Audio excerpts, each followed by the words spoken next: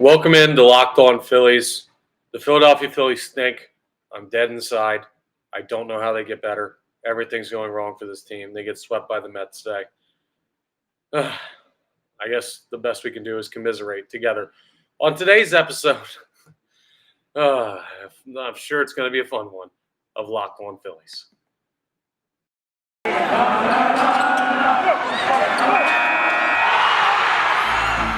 You are Locked On Phillies, your daily Philadelphia Phillies podcast. Part of the Locked On Podcast Network, your team every day.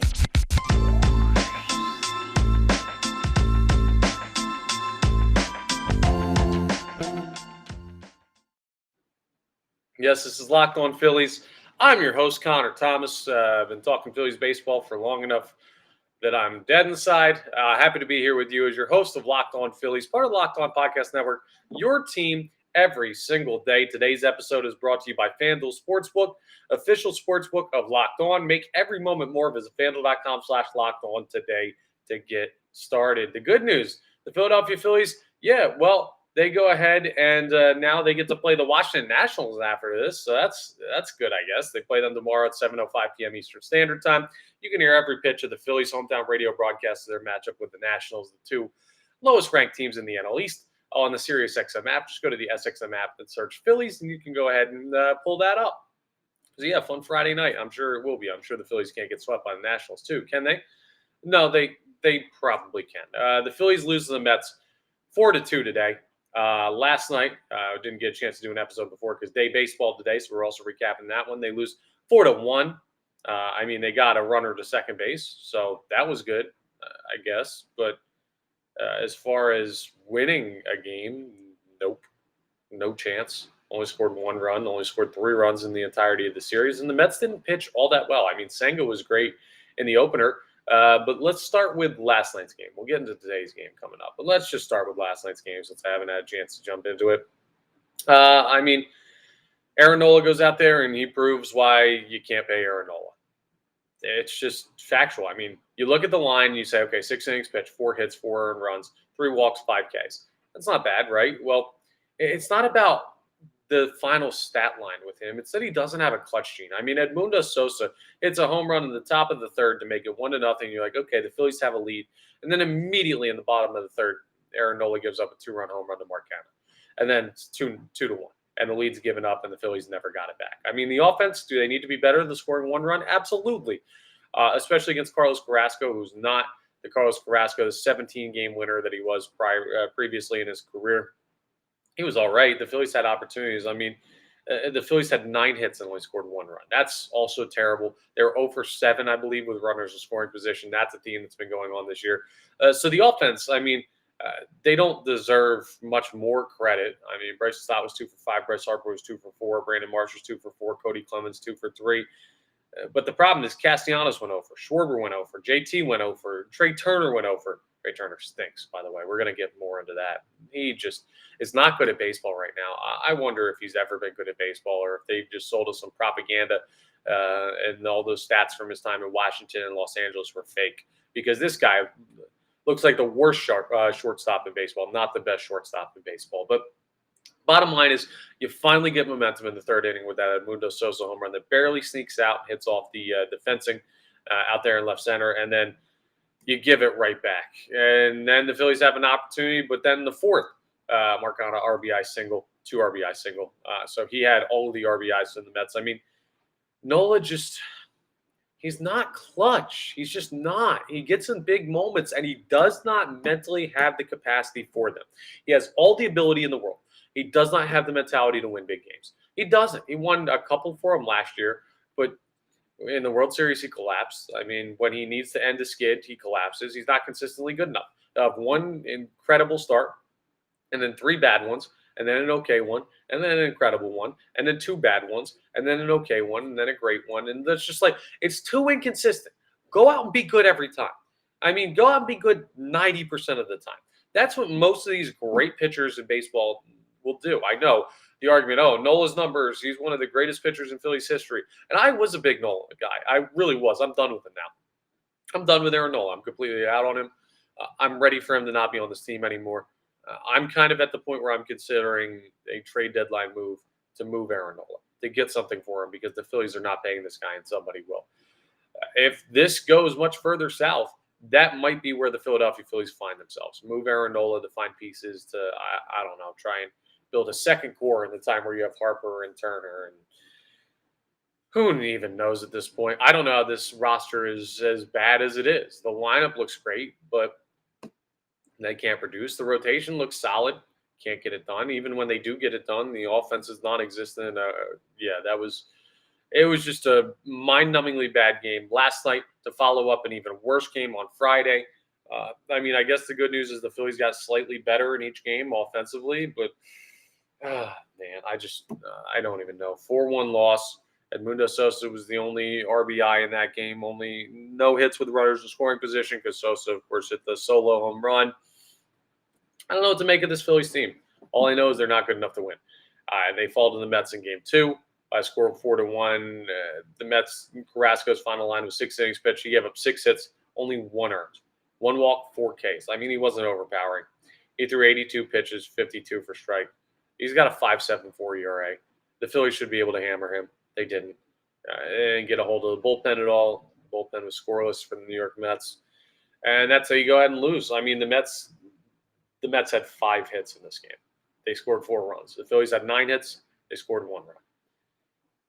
Part of that's on Aaron Nola for allowing 4 runs on 5 hits. That's tough to do. You got to be super unclutch to let that happen, and he was. Like every time they get runners on, you got to basically let him score, and he did. And you also have to be super unclutch offensively to have 9 hits and only score 1 run, and the Philadelphia Phillies were. His team just doesn't know how to win. They're not winners. They're talented. They can put some stuff together. They don't know how to win. I don't know if they'll ever figure it out. I'm super down on this team right now. And I'll tell you more about it why as we get into the game from today, this afternoon, this 1 o'clock game that just concluded between the Phillies and the Mets, the first game of June. I thought the June Phillies might show their face. You might have an opportunity to go ahead and have a little bit of faith put back into this team. Oh, it's June. Oh, they beat the Mets in the final game of the series. Okay, cool. Let's get amped up. Maybe June is where they make the run. No, they lost. They lost 4-2. It was an equally uninspiring performance, and we'll get into it coming up. Again, you can listen to the Phillies take on the Washington Nationals tomorrow night, 7:05 p.m. Eastern Standard Time. You can listen to every pitch of the Phillies hometown radio broadcast of that game on the Sirius XM app. So just go to the SXM app and search Phillies, and you'll be able to pull that up. Coming up, we'll break down today's game that resulted in the sweep against the New York Mets between the Mets and the Phillies, and talk about some more stuff that just drove me insane. A lot of stuff is right now. We'll discuss as we continue Locked On Phillies. First, though, I want to tell you about my friends over at FanDuel. FanDuel NBA playoffs are here. Make a fast break to FanDuel during the NBA playoffs because right now new customers can get a no-sweat first bet up to $2,500. That's $2,500 back in bonus bets if your first bet doesn't win. The bets that I would make right now is starting with baseball. I would look at this team here in Philadelphia, and I would bet the money line against them every single game. They can't win. Bet the Nationals to win the series coming up against the Phillies because the Phillies just they stink. They flat out stink. I don't know that they can compete with even some of the worst teams in baseball. They are one of the worst teams in baseball. So, yes, bet against the Phillies. But in the NBA, you've got the championship matchup coming up. Miami, Denver. I love Denver in this matchup. I love Nikola Jokic is over in points, rebounds, assists, all of that stuff. Maybe more rebounds and assists than points, but Miami does not have an answer for him, and he's been dominant in the playoffs. So go ahead and check that all out. I love all those bets, so go ahead and make some money courtesy of your boy. There's no better place to bet all the playoff action than America's #1 sportsbook. So visit FanDuel.com/lockedon and get a no-sweat first bet up to $2,500. They keep upping that amount. What are you waiting for? That's FanDuel.com/lockedon. FanDuel, official sports betting partner of the NBA. All right. Phillies Mets game 3. Today just ended. I'm recording this recently after it. The Mets win 4-2. It was just an embarrassing game. It never felt close, even though it was close basically the whole way. Taijuan Walker only went 4 innings. He allowed 2 hits, 3 earned runs. 3 earned runs on 2 hits is tough to do. But that's the story of the Phillies. Not clutch, not clutch, not clutch. He allowed 3 walks. He only struck out 2, and he left with what seemed like some discomfort in his oblique or something like that. I don't know. we'll see what's going on with him. The Phillies injuries are continuing to get worse. We'll talk more about the injury situations in the final segment of this one when we also take a little bit of a look forward at the National Series. Not too much of a deep dive. I want to talk more about some pertinent injuries, including what's going on with Alec Bohm. But the Phillies got on the board early. Trey Turner stole third after getting on. Bryce Harper stole second, and then the ball got away, so Trey Turner scored. Harper went to third, throwing error on the Mets. So it's great. 1-0, and then Nick Castellanos hit a sacrifice fly to center field. 2-0, right off the bat in the first inning. You're like, okay, the Phillies are finally waking up. Bottom of the third, Jeff McNeil hits an RBI single to center. It's 2-1. Bottom of the fourth, Marcana again. 2-run home run to make it 3-2. Felt just like yesterday.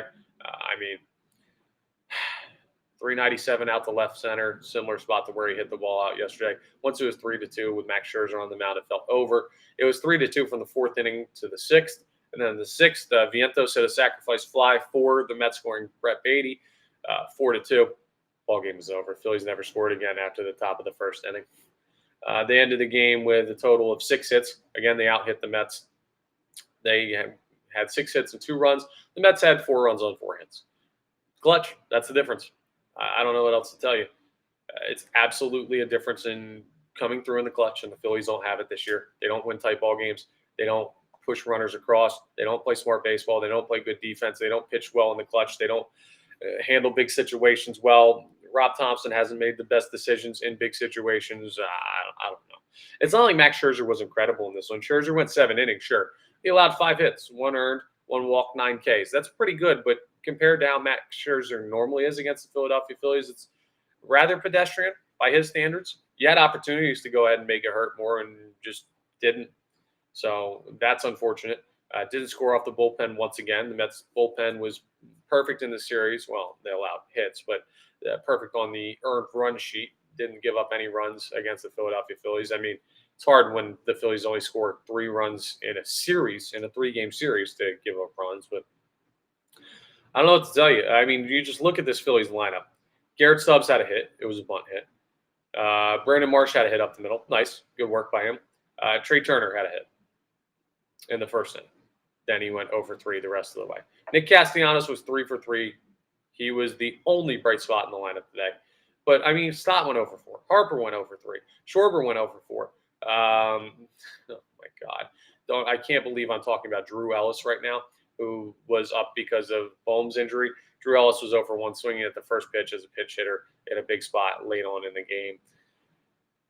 Cody Clemens 0-for-3, Edmundo Sosa 0-for-3, J. Realmuto pinch hit, went 0-for-1. I don't know, man. This team just has nothing going for him right now whatsoever. If Taijuan Walker's hurt, I don't know how you make that up in the rotation. You're already down a starter. Can't be down 2 starters. If you're not watching on YouTube right now, my head is in my hands. I don't know what to tell you about this Philadelphia Phillies team. I don't know how they pull out of this. I don't know how they get better. It's crazy to say the guys just have to play better, but guys just have to play better. Kyle Schwarber has to be better. He has to hit home runs. He has to hit somewhat for average. You got to hit above 200, my dude. You can't just be 140. What is he batting right now? Let's go ahead and take a look. Kyle Schwarber's batting 160. That's impossible. He's not even hitting my weight, much less his own. You can't get away with that. I don't care how many home runs you hit. 160 is unacceptable. Trey Turner is terrible. He's batting 236 right now. That's awful. For a guy that consistently bats at 300, he's nearly 70 points below that. I don't know what's happening with him. I don't know if he pulls out of it. I don't know. Looking at the rest of his lineup, the bottom of the lineup, Clemens is batting 257. Sosa's batting 254. Stubbs is batting 242. Realmuto's batting 256. You just don't have enough consistently good hitters in this lineup right now, but the names are good. This might be the season that breaks me of the belief that in baseball, the season is long enough that the Philadelphia Phillies, not the Philadelphia Phillies, they'll prove that they can break any trend, but good players, great players will end up being good or great players. Bad players will end up being bad players. Like water finds its level. There's just too much of a sample size for players to play outside of their usual skill level for the course of the entire season. So, that's what I still believe. But the Phillies are proving me wrong day in and day out. They can't find a way to win. Fun little stat for you here, okay? So Bryson Stott and Trey Turner. Do you know how many times we just finished game number, 56 on the year. The Phillies are 25-31, by the way. Terrible. Just finished game number 56 on the year. Do you know how many times Trey Turner and Bryson Stott have reached base in the first inning together? Once. One time all year through 56 games. I know they're not always batting 1-2, or they weren't always, but one time all year they've reached for base in the same first inning. That's insane. I mean, Bryson Stott started the year with like a 20-something game hit streak or close to that. I don't even remember. It feels so long ago. Trey Turner consistently bats 300 in his career, and the guys just can't figure it out together. I don't know if it's a chemistry thing. I don't know if it's a lineup fit thing. And the other thing is you can't make drastic changes. There aren't drastic changes to be made. What are you going to do? Trade one of your guys with a no-trade clause on 13-year deals? Can't do that. I mean, what are you going to fire the manager you just gave a new deal to 50-some games into his first season as actual manager that took you to the World Series last year? They're not going to do that. I guess maybe the most dramatic change you can make, and the pitching has been good lately, so he doesn't even deserve it. But if you fired Caleb Cotham, that would be the only thing that you can go out and do. That would be like a reasonable, somewhat big change that you think maybe might give a jolt. But like the pitchers are performing as of late. This series against the Mets, the pitchers were good. You got good starts from all three of your starters. Aaron Nola wasn't clutch, but I mean, you still got relatively good starts compared to what they were working with before. Like you got starts you can win ball games with. It just doesn't matter if you don't hit. I don't know. Maybe the Nationals are the get-right series this team needs, or maybe this is where it goes even deeper down this dark depression that I'm in, and you go ahead and you lose a series to the Nationals, or worse, get swept, and the losing streak goes from what it is now, 4 to 7, and you're in last place in the NL East behind them. I don't know. I mean, I'm looking at the standings right now in the NL East, and I say Braves 33-23, 8 games up on the Phillies. Okay, wow, they're way out. Mets 30-27 now, 3.5 games back. They're making a push. Marlins 4.5 games back, 29-28. The Phillies are 25-31, 6 games below 500. The Washington Nationals are 24-32. They're 7 games below 500, but they're only 1 game back on the Philadelphia Phillies. This matchup between between the Nationals and the Phillies lose 1 game, they're going to be tied for last place in the NL East. They lose 2 of 3, they are the last place team in the NL East. That's how bad they are. I don't know how it's possible. I don't know how they possibly have a negative 45 run differential. I don't get any of it. It's getting too late to pull out of this hole. I mean, you only have a couple more weeks before we start talking about trades at the deadline, and I'm already talking about it. The Phillies are in dire straits, and they need something to change soon. I don't know what it is. But what I do know is the Philadelphia Phillies take on the Washington Nationals. They take them on tomorrow night at 7:05 p.m. Eastern Standard Time. And you can hear every pitch of the Phillies hometown radio broadcast on the SiriusXM app. Just go ahead and check out the SXM app, search Phillies, and you'll be able to pull that up. So you go ahead and listen to that. Coming up, we're just going to do a brief look at the starting pitchers for that series. We're also going to talk a little bit about some injuries with the Phillies, some injury updates. Not fun ones. We'll discuss as we wrap up today's episode of Locked On Phillies. All right, let's talk a little bit about some injury updates. So Alec Bohm went ahead and had an MRI, lower body MRI, some hamstring strain or issue. He got placed on the 10-day injured list today. That's why he was unavailable last night and today. That sucks because now you have Drew Ellis playing first base. I think I went to high school with some kid named Drew Ellis. Drew Ellis. Who in the world is Drew Ellis? You went from Rhys Hoskins to Darick Hall to Alec Bohm to Drew Ellis over the course of just 2 months of the season. That's painful. That's super painful, but that's part of the issue with the Phillies this year is that they've been unlucky. I mean, luck definitely has not been on their side. They've been unclutch, but luck also hasn't played their way. So we'll have to keep an eye on the Alec Bohm situation. Jose Alvarado, he's throwing another bullpen to make sure he's ready before he comes back. Rob Thompson's just being cautious. I mean, I would say get him back because the Phillies could really use him, but the bullpen's been fine, I guess. I don't think the bullpen's the issue with the team right now. So, yeah, when he comes back, that'll help. But he's not the difference between them winning and losing these games. Darick Hall is getting closer. I'd expect that you see him back at some point in this month of June. It'll be later on in the month of June, but maybe that'll help. I don't know how he fits into this line. I guess you'd move Bohm over to third again when Bohm's healthy. Have Darick Hall play first, and then you'll have that all squared away. But I don't know how much better Darick Hall is going to be, especially not having seen live pitching in a while. There's no good solutions for anything. And Andrew Painter, still no news on when he's coming up. And it could be July, it could be August, and who knows if he'll even debut. Are they going to waste service time if the Phillies are out of contention by that point? That's the real thing. Are the Philadelphia Phillies going to be out of contention? I don't know. The injury situation is not great. The production situation is not great. The pitching situation isn't great, especially in the rotation. Oh, by the way, Taijuan Walker. I didn't even bring up Taijuan Walker. If he indeed left today's start with an injury, which seemed like he was hampered by something, and he goes on the injured list, now you're looking for a fourth and a fifth starter. And your third starter, Ranger Suarez, has only made 4 starts this year. And your opening day starter in Aaron Nola, nobody trusts him because he collapses every time he gets an opportunity to get a big win for this team.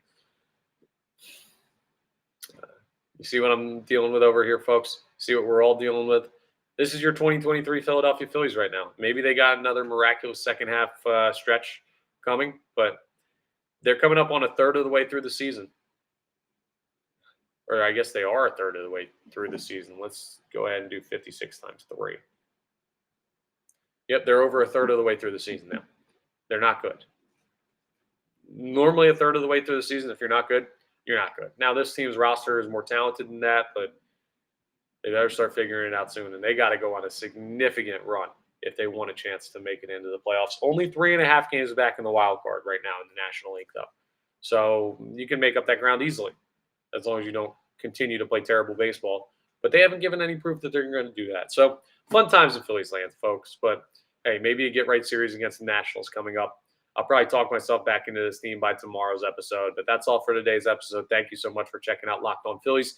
Make sure you're rating and reviewing wherever you get your podcasts. If you haven't yet subscribed to the YouTube, go ahead and subscribe. Check it out on YouTube. Watch it. Visually watching the podcast is so much better. You get to see how upset I am at the Phillies. And it puts a face to a voice. I always enjoy when I have a favorite podcast, listening to it on YouTube and watching it on YouTube than just listening to it. And subscribing gets you the notifications, so it's your best way to consume Locked On Phillies. So go ahead and you can jump in on all of that. And I will talk to you next time on the next episode of Locked On Phillies.